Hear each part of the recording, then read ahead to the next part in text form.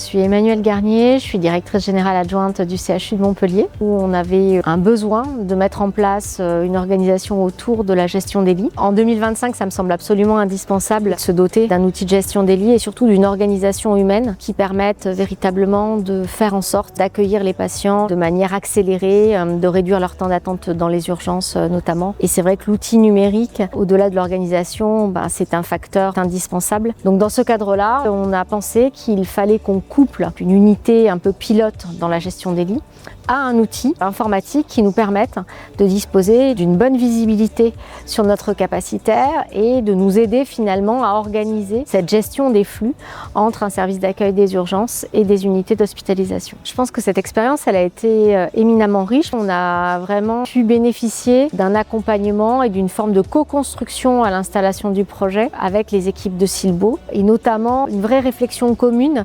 sur des organisations cibles qui nous permettaient finalement de mettre en place un flux patient qui soit plus efficace et on a finalement été plus vite que nous ne l'avions prévu dans le déploiement du projet. D'une part parce qu'on a été soutenu par les équipes de Silbo à la hauteur de ce dont on avait besoin et puis d'autre part parce qu'on s'est organisé en interne avec une équipe projet très solide. Et finalement, l'outil c'est aussi un peu un prétexte pour mettre en discussion l'ensemble des équipes médicales, soignantes, des urgences, des services d'hospitalisation autour de cette question de la fluidification des parcours patients. Donc je dirais que c'est vraiment ça aussi la valeur de la gestion des lits assistée par un outil numérique, ce rôle de starter que ça peut jouer dans une gestion de projet.